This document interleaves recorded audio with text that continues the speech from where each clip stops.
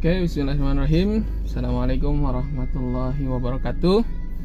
Di video kali ini sambil ngabuburit sore, saya ingin membahas lagi pengalaman saya dan pendapat saya selama menggunakan Toyota Avanza tipe E CVT 1300 cc. Nah, di video kali ini saya nggak akan terlalu banyak membahas tentang review ya, karena terkait dengan review sudah dibahas di video sebelumnya. Nah, di video kali ini saya akan lebih berfokus pada kekurangan yang saya rasakan selama menggunakan si Toyota Avanza E 1300 cc Matic CVT ya. Nah, yang pertama yang saya rasakan itu terkait dengan kekurangannya ya. Kekurangannya yang pertama itu bumper depan menurut saya terlalu rendah. Hal ini dipengaruhi selain dari bentuk desainnya yang baru yang memanjang dari kap mesin ke bawah itu, juga di tipe E ini ukuran velgnya lebih kecil dibandingkan dengan di tipe G. Nah, selain itu, hal tersebut juga dipengaruhi oleh suspensinya yang sekarang memang lebih empuk ketimbang Avanza di versi sebelumnya yang menggunakan penggerak roda belakang. Jadi saya sering sekali mengalami yang namanya gasruk ya, terutama kalau sekarang itu banyak sekali jalan coran yang tiba-tiba naik tinggi gitu, kemudian turun lagi. Nah, itu beberapa kali saya temukan gasruk walaupun sudah sangat pelan, sampai akhirnya karet di bawah bumper depannya itu ada karet hitam ya untuk melindungi dari cipratan-cipratan debu itu sampai terlepas. Nah, tapi bisa saya pasang kembali sendiri ya, hanya melepas baut-bautnya semua saya lepas dulu kemudian dipasang lagi. Nah, itu yang pertama. Jadi terasa pendek sekali ya, walaupun memang ini basisnya sama dengan tipe G dan juga Veloz, tapi karena ukuran velgnya berbeda, hal tersebut membuat penurunan sedikit tapi sangat berasa. Itu yang pertama.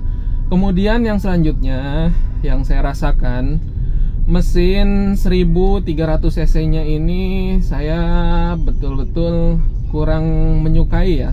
Memang Matic-nya terasa lebih halus ya, jauh sekali dengan Avanza yang sebelumnya yang masih menggunakan Matic konvensional dan penggerak roda belakang. Nah, ini memang Matic lebih halus, akan tetapi untuk performa mesinnya terutama ya saat jalanan menanjak seperti di jalan tol Cipali, Purbalunyi, seperti di jalan tol Purbalunyi kalau Cipali datar ya. Seperti di jalan tol Purbalunyi yang ke arah Bandung itu. Nah, itu sangat terasa sekali performa mesinnya itu sangat kurang. Nah, ini sangat disayangkan sekali. Kenapa? Karena kalau misalkan kalian berpikir mesin 1300 cc nya itu lebih irit dibandingkan mesin 1500 cc, memang betul lebih irit, tapi sangat tidak terasa perbedaannya. Berbeda sekali ya kalau misalkan kalian membandingkan mesin 1500 cc dengan mesin 1000 cc, Agya, Calya, Sigra dan lain sebagainya.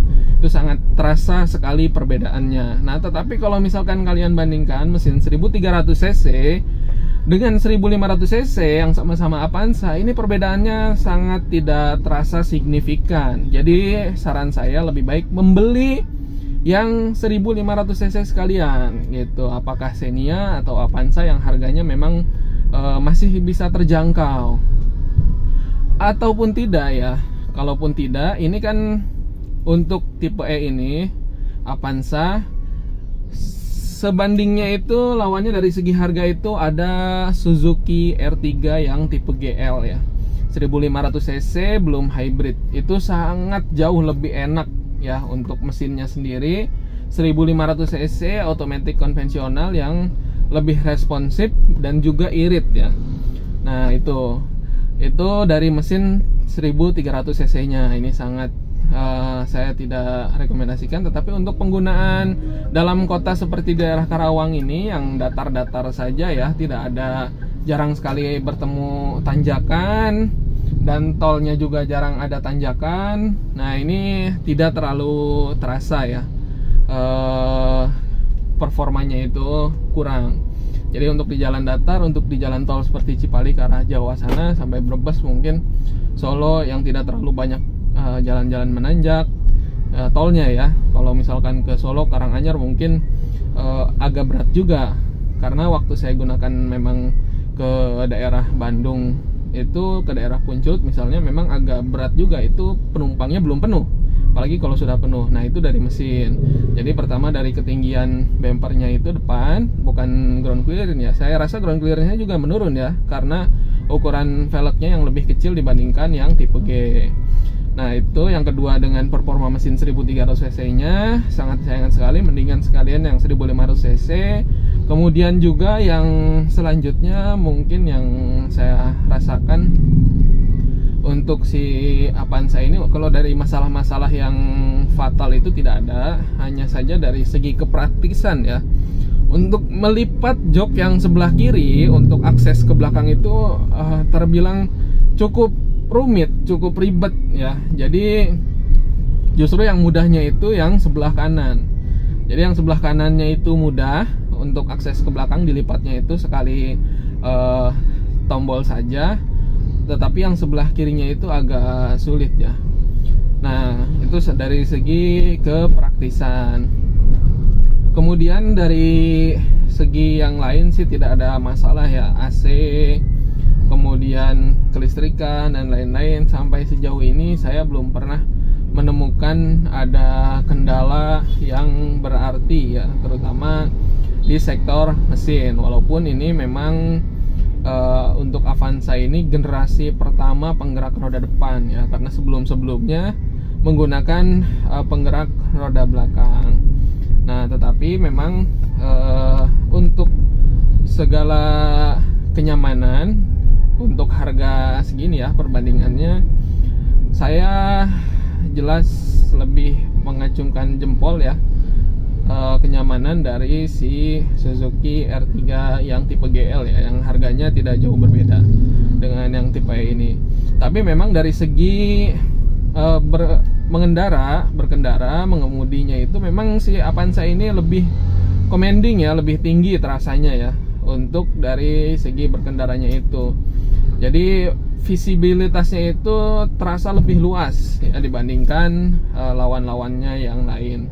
Nah mungkin itu beberapa yang saya alami. Jadi kalau misalkan beranggapan 1300 cc belinya lebih irit, tapi sebenarnya mampu untuk membeli yang 1500 cc, maka saya sarankan untuk mengambil unit yang 1500 cc saja, karena perbedaannya tidak terlalu signifikan untuk performa mesinnya dan juga untuk konsumsi BBM-nya. Nah itu menurut saran saya seperti itu. Jadi kalau misalkan penggunaan misalkan yang 1500 cc ke Bandung bolak-balik itu menghabiskan 20 liter, ya paling yang 1300 cc itu menghabiskan 19 atau 18 liter lah. Hanya perbedaannya 1 atau 2 liter saja, sangat tidak terlalu terasa ya, kecuali mungkin yang 1000 cc perbandingannya dengan mesin yang 1000 cc ataupun yang 1200 cc. Nah itu lebih terasa ya, apalagi memang berbeda gitu performanya. Nah itu saja, semoga bisa bermanfaat videonya. Nanti kita akan bahas lagi di video selanjutnya. Terima kasih.